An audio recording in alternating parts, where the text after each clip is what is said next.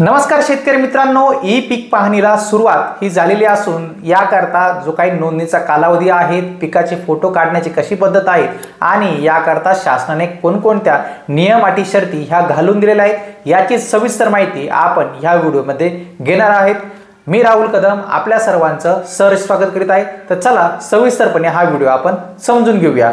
राज्यातील शेतकऱ्यांसाठी एक महत्त्वपूर्ण पाऊल उचलण्यात आलेलं असून खरीप हंगामातील पीक पाहणी आता पूर्णपणे डिजिटल पद्धतीने ही होणार आहे। केंद्र सरकारच्या निर्देशानुसार भूमी अभिलेख विभागाने ई पीक पाहणी ई क्रॉप सर्वे हे डिजिटल तंत्रज्ञानावर आधारित पद्धत संपूर्ण राज्यात ही लागू केलेली आहे।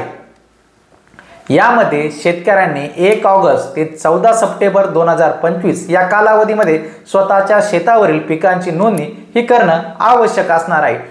डिजिटल क्रॉप सर्वे ॲपद्वारे नोंदणी ही शेतकऱ्यांना अनिवार्य करण्यात आलेली आहे।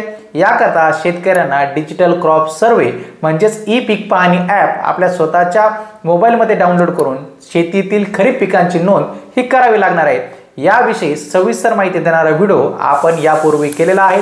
तो व्हिडिओ जर आपण पाहिलेला नसेल आणि आपली ई पीक पाहणी ही बाकी असेल तो व्हिडिओ नक्की पहा। त्याची लिंक आपल्याला व्हिडिओच्या डिस्क्रिप्शन बॉक्समध्ये आणि आय बटनमध्ये ही मिळून जाईल। आता पुढे बघूया।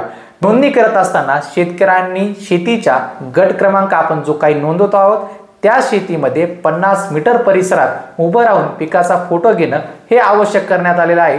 आता हा फोटो अपलोड करत असताना बरेच शेतकऱ्यांना हा प्रॉब्लेम येत आहे। तर त्यांच्याकडे प्ले स्टोअरवरती जे काही ई पीक पाहणीचा ॲप आहे ते अद्ययावत ॲप त्यांनी डाउनलोड केलेलं नाही किंवा जुन्या व्हर्जनचा ॲप असल्यामुळे त्यांना हा त्रास होत आहे। तर त्या शेतकऱ्यांनी नवीन ॲप हे डाउनलोड करायचं किंवा जर डाउनलोड केला असेल तरी प्रॉब्लेम येत असेल तर ते ॲप अनइन्स्टॉल करून परत एकदा नव्याने ॲप हे प्ले स्टोअरवरून डाउनलोड करा, असं आवाहन हे कृषी विभागामार्फत सर्व शेतकऱ्यांना करण्यात आलेलं आहे। शेतकऱ्यांना जर ही अडचण येत असेल किंवा ई पीक पाहणी जमत नसेल तर त्यांच्या गावामध्ये आता सहाय्यक सुद्धा सरकारने पुरवलेला आहे। राज्य सरकारने प्रत्येक गावासाठी एक पीक पाहणी सहाय्यक हा नेमलेला आहे। शेतकऱ्यांनी स्वतः नोंदणी केली नाही तर हे सहाय्यक नंतर उर्वरित क्षेत्रात पाहणी करतील आणि ते ई पीक पाहणी केली जाणार आहे। मात्र शासनाने स्पष्ट केले आहे की शेतकऱ्यांनी स्वतःची पीक पाहणी स्वतः करावी, यंत्रणावरती अवलंबून राहू नये, जेणेकरून नोंद ही आपली अचूक आणि वेळेत पूर्ण होईल। नोंदणीसाठी जो काही कालावधी आहे तो सुद्धा शासनाने ठरवून दिलेला आहे।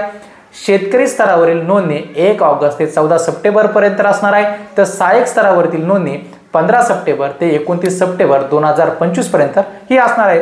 म्हणजे शेतकरी मित्रांनो, आपल्याला जर शासकीय पीक विमा योजनेचा लाभ हा मिळवणं आवश्यक असेल तर त्याकरता ई पीक पाहणी बंधनकारक आहे। त्यासोबत वेळोवेळी शासन स्तरावरून जर काही वादळ पाऊस यामुळे जर शेती पिकाचं नुकसान झालं तर त्याकरता जी काही नुकसान भरपाई अनाऊन्स किंवा घोषणा केली जाते त्यामध्ये सुद्धा ई पीक पाहणी हा खूप महत्त्वाचा ठरत असतो। तर याकरता आपल्या पिकाची ई पीक पाहणी लवकरात लवकर करून घ्या। आपण माहिती असायलाच हवी या यूट्यूब चॅनलवर पहिल्यांदा असा तर हा यूट्यूब चॅनल नक्की सबस्क्राईब करा। आजचा व्हिडिओ आपल्याला आवडला असेल तर जास्तीत जास्त शेतकरी बांधवांपर्यंत हा व्हिडिओ पोहोचवण्यास मदत करा। भेटूया पुढील व्हिडिओमध्ये। धन्यवाद।